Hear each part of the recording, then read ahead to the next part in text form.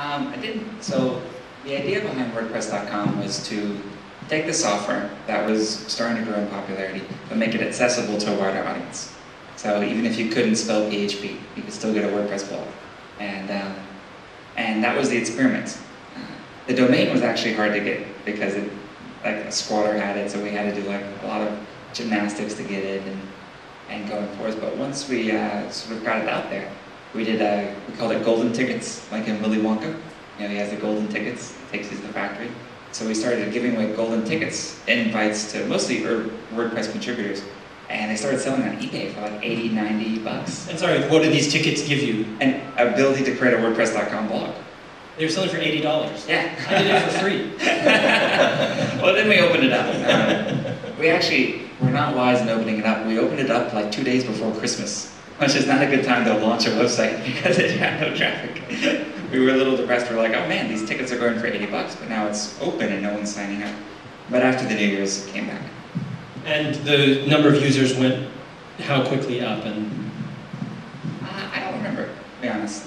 It seems like... I mean, was it the first month was slow, then it suddenly started picking up quickly? What was the uptake? Organic growth. Like you have a spike when we first launched and it sort of slowed down. And it's just been sort of steady, 10% month on month ever since then. Which adds up over time. You know, now it's 13, 15,000 new blogs a day. But at the time it was maybe, 50 or 100. Okay. One of the questions in here, and I want to get questions from the audience as well coming in live, it deals with the Asia aspect and Hong Kong in particular. What about the international aspect? How quickly did it go international? So actually Asia was the first place to internationalize WordPress. I believe Japan was the first to do sort of a manual translation of the software. So very early on, before we even had a translation framework. But we later added, it's called GitText. It's what a lot of open source programs use to translate the software. And once we had that in the core, it sort of took off where lots of communities around the world started to adapt it for their own use. And now, which Asian country uses WordPress most prolifically? It's hard to say. So for example, for WordPress.com, it's Indonesia, actually. There's a huge number of users. But we actually track things mostly by language, not by country. So the Philippines don't show up, even though they have a lot of users, because they all speak English. Hong Kong probably wouldn't show up for the same reason. China, we see a lot, but only on the WordPress.org side, because they block WordPress.com. So it's, everything's sort of give and take. Okay, and how do you see Asia in this? This is your first WordPress Hong Kong, not the first WordPress China.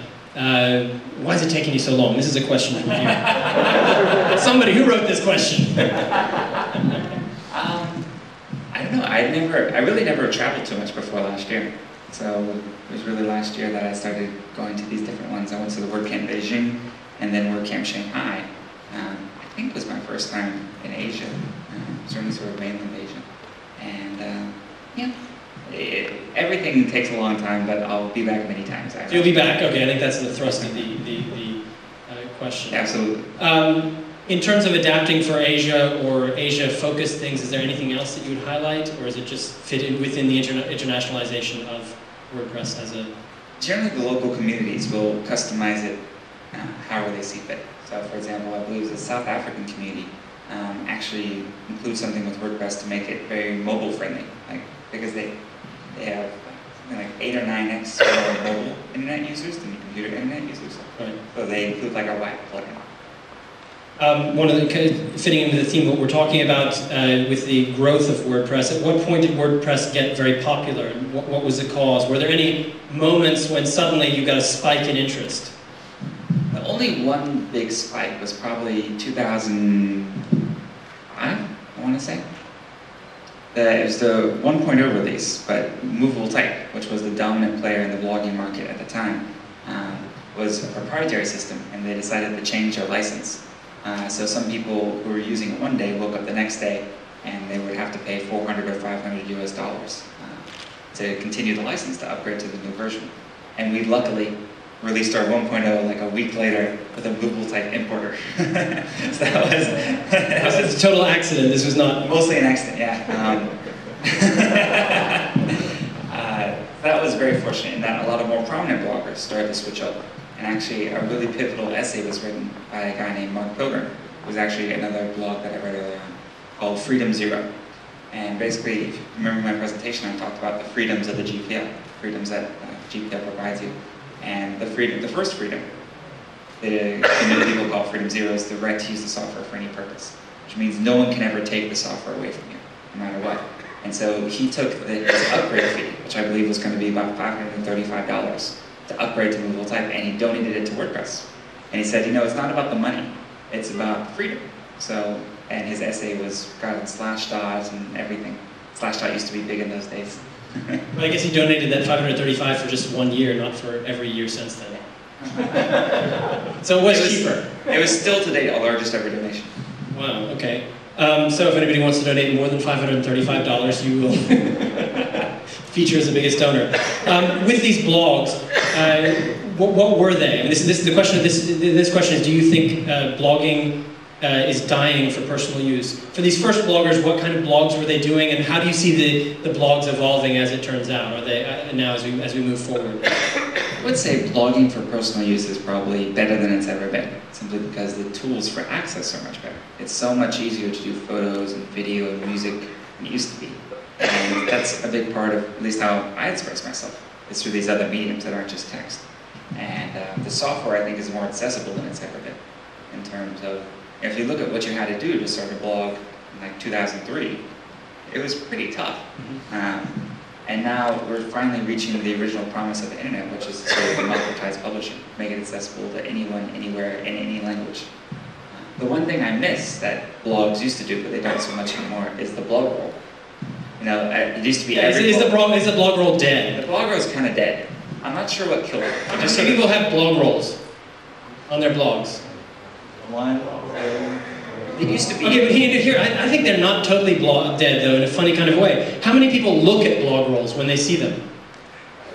Well, a few more. My theory was that people look at blog rolls, but they don't actually make them. I want to bring it back. I miss it, because that's how I discovered a lot of my favorite blogs.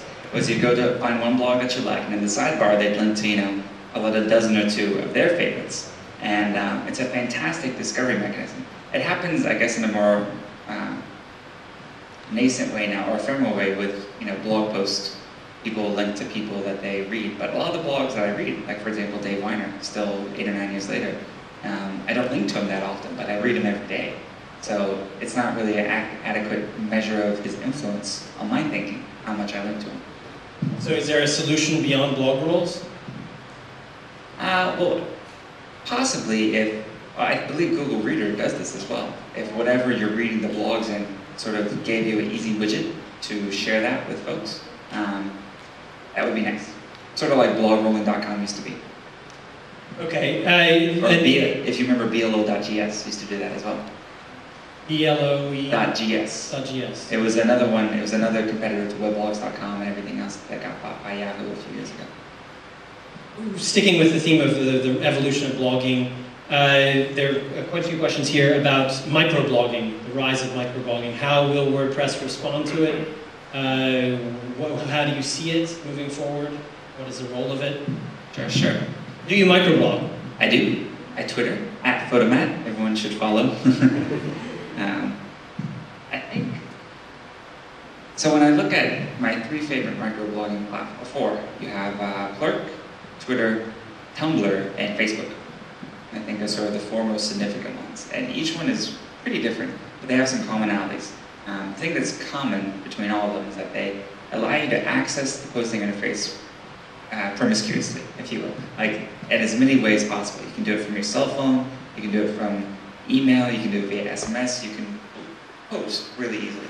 And 2, my other favorite thing is that they can